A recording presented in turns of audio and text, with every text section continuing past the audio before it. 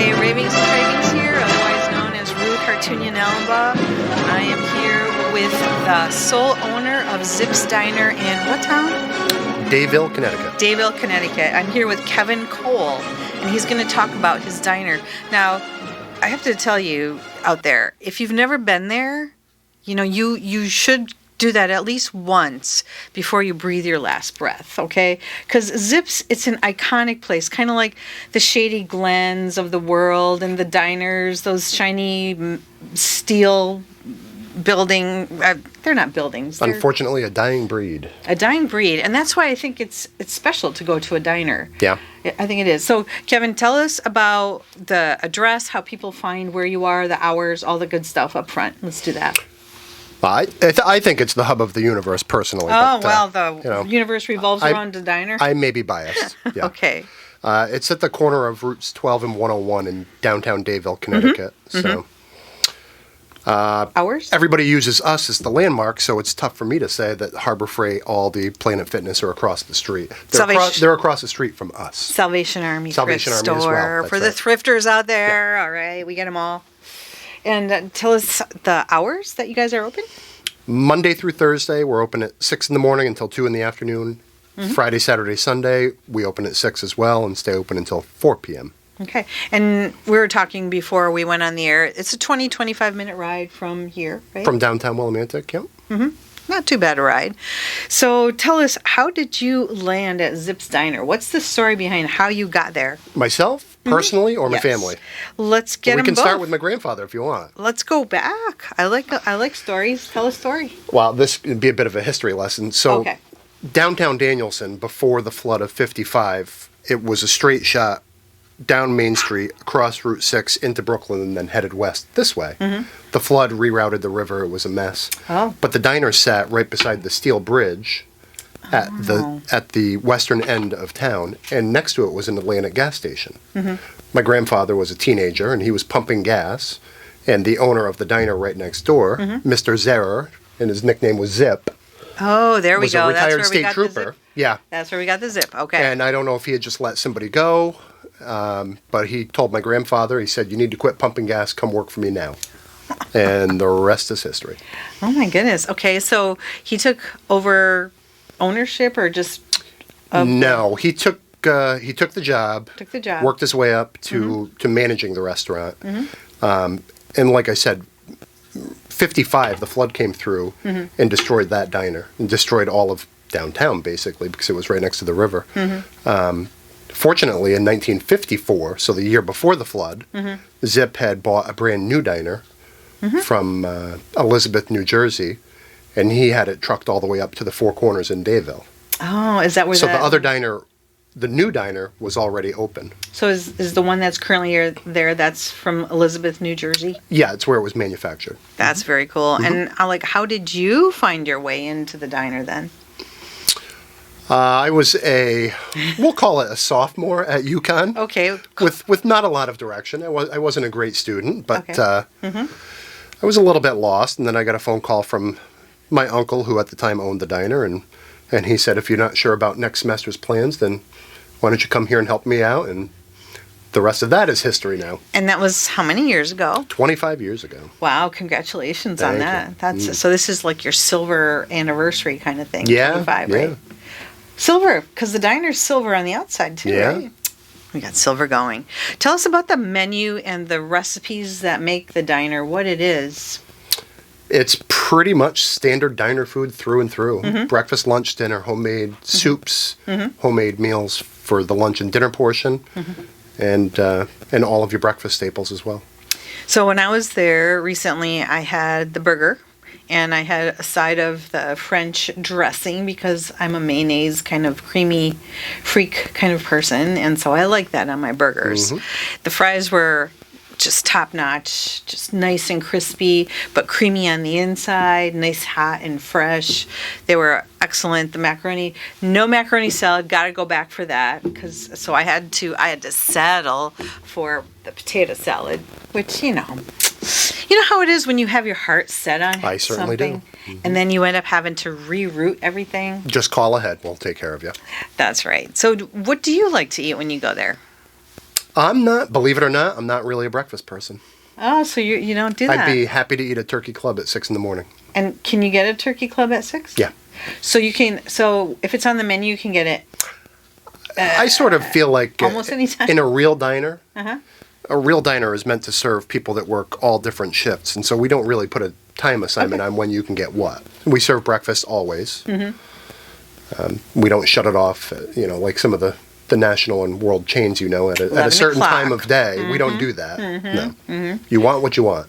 Oh, that's great. I know when we used to have a restaurant here in town on North Street. It's called Nita's, and she was from Poland, and she had some of the things on her menu were Polish, and I would go in there at 6 a.m. and I'm like, Nita, do you have any galumpkies? And she'd be like, yeah. I'm like, can I please have one for breakfast? Because I think, cabbage and protein, I think that's a good meal to start your day off. No, it's She'd very be good. like, sure, Ruth. And I'd be like, oh, it's a good day, galumpkies for breakfast. Tell us about the staff that work with you. Who are these people? And tell us about, are they the kind of people that kind of make the diner experience? Because it's an experience when you go into a diner. It's not like it's a unique experience. Let's say that. Is that fair? In our industry, Yeah. I think for sure. Yeah. Okay. All right. It's fair to say that. It's, in this industry, pleasantries are everything. But I feel like in a place like ours, it's more genuine. Tell us about the people who've worked there. Like, how many years have there been people who worked there as long as you, or even longer? Well, currently there's 16 of us. Myself, I've been there for 25 years, and 4 of the staff, part of our team, our family, I would say, have been there longer than I have. Wow, that's amazing. I think it's really commendable to be able to sustain a business and to do that. It's hard work every day. For sure. To do that for that long a time. You gotta love it. Because I think something's got to fuel the tank of serving people who are wanting their food like in 5 minutes, who are hungry, right? Yeah. You've got to love people. And so you got 16 people lovers that are working at Zip's Diner. Yeah. You think so? Is that about Absolutely, yeah. Tell us again, what is the address and how we find the location and can people phone in an order? Can you do that? So, yeah, Or we how do you a lot that? of takeout. Okay, you do takeout. But we will stop on weekends when we get too busy. If we have people lined up out the door waiting for seats inside the restaurant, a lot of time on weekends we have to put a halt to that because we can't handle the volume. So we've got 65 seats, and the kitchen is laid out and designed to feed 65 people. If you already have a full restaurant and then you've got 20 more orders, you can't do both in a timely manner. Okay. So you've got to make your choice. Okay, so weekends are very busy, so Very busy, come in on a weekday maybe. Or come in early. Come in early. And so you're open from when till when? 6 in the morning till 4 in the afternoon, Friday, Saturday, and Sunday. And 6 in the morning till 2 in the afternoon during the week. Okay, and you said you were at the 725 Hartford Pike junction of Route 12 and 101. And yep. 101. All right, so that's how people find you. So tell us, are there any interesting stories of things that have happened through the years at the diner? Just on the menu, I put a very brief history, but some of the famous encounters of people that have been through there. There's a very famous sculptor he's a very private man, but he has sculpted many Hall of Fame athletes from his home studio. He's done Larry Bird, Bobby Orr, Ted Williams. And Ted Williams used to stop in the diner and chat with my grandfather many years ago when he would visit this sculptor. Oh my goodness, wow. And the most famous of those was, we had a gentleman in town that was a Nissan bread representative. And I don't know if you can remember, back into the 80s, there was an ad campaign with Nissan bread that had Joe DiMaggio and Ted Williams in a mock argument with each other. One's a Yankee, one's a Red Sox. Oh, okay. But that Nissan bread rep invited both of them to meet with him, and he was at the diner with both Ted Williams and Joe DiMaggio at the same time. Oh, wow. Yeah. That's interesting. Yeah. So we've had, through the years, that's back when people like that could be anonymous. People wouldn't bother them so much. Yeah, they could come in and eat and nobody would be in their face for an autograph or a selfie or something like that. Exactly, right? yeah. My mother was a school teacher by trade, but she always worked summers in the diner. She did. And one summer was a very hot afternoon, almost nobody around. She's working with my grandmother. And a limousine pulled up, and Liberace got out of the back of it. No, Yeah. Liberace? And he came in, and he had his meal, and he had his full-length sequined coat, the whole nine, exactly what you would picture.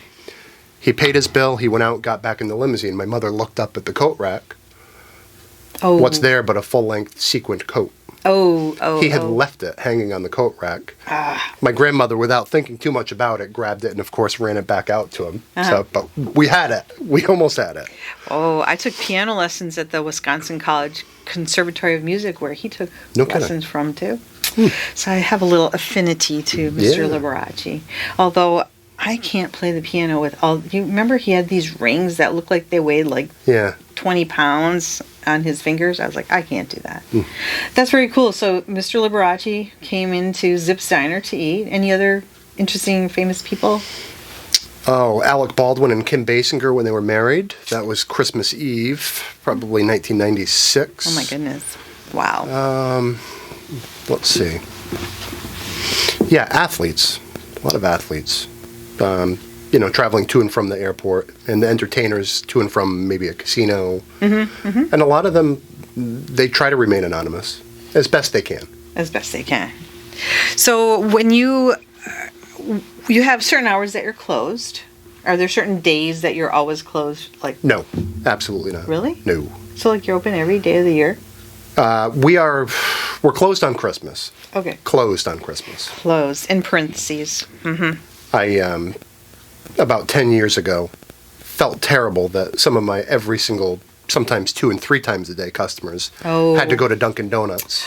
And so about 10 years ago, I started the tradition. I said, the back door will be unlocked. I'll make a pot of coffee. I'll be there from 8 to 10. Not a minute longer, and I'm not serving anybody. But we'll be here. Wow, So that's what I do on Christmas morning. That's your family. Yeah. They're your for sure. family.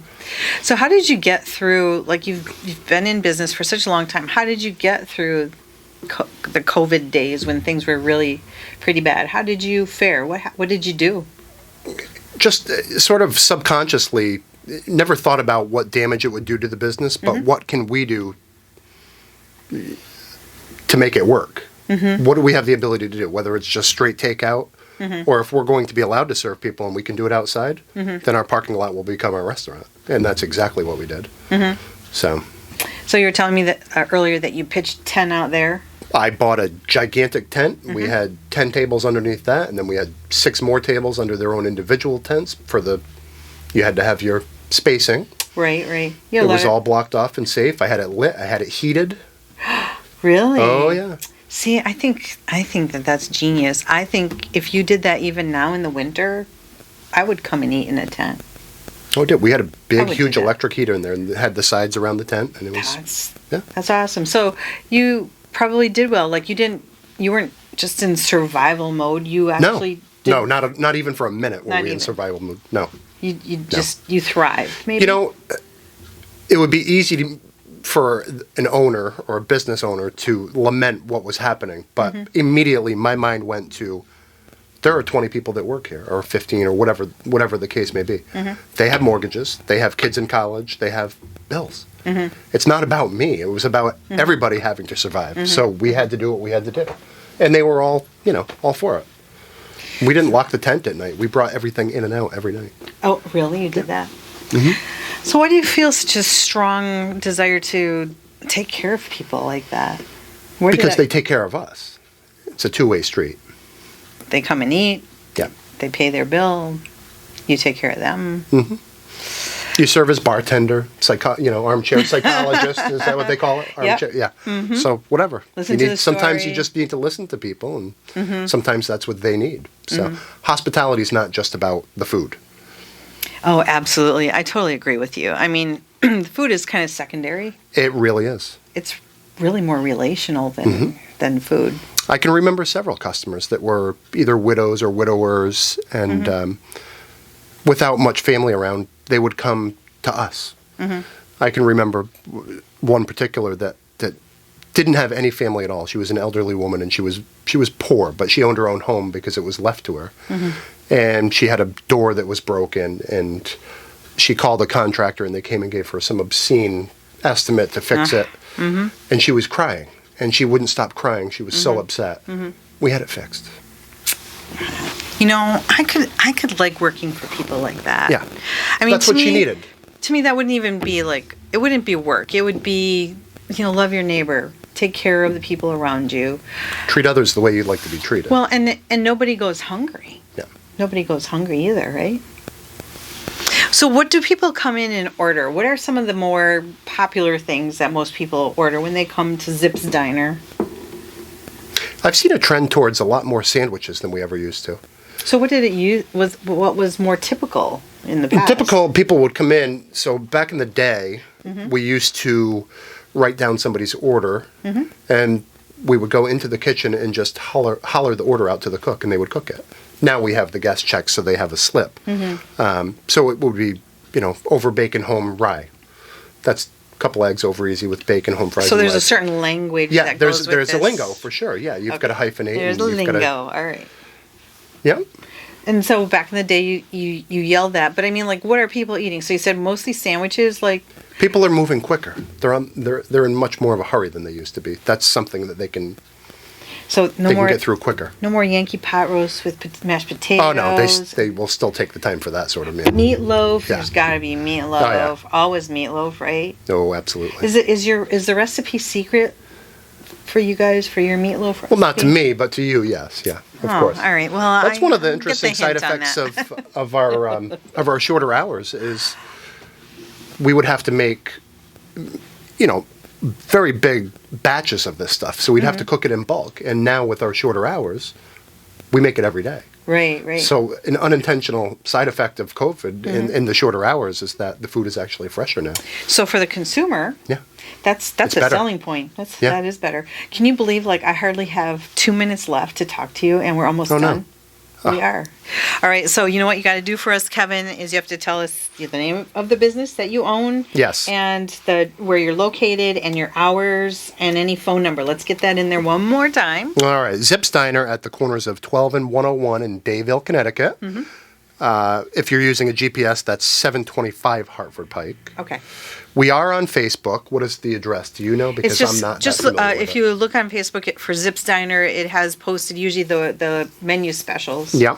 And also our website is zipsdiner.com, so that's pretty straightforward. Yeah, and I wish I had more time because these guys, the way that he does business is like, he doesn't even use a computer. He just knows his inventory. He knows his stuff. It's very interesting. You guys, I would just say go to Zip's Diner, enjoy a meal there. And you know what? Don't hurry. Enjoy the company that you're with.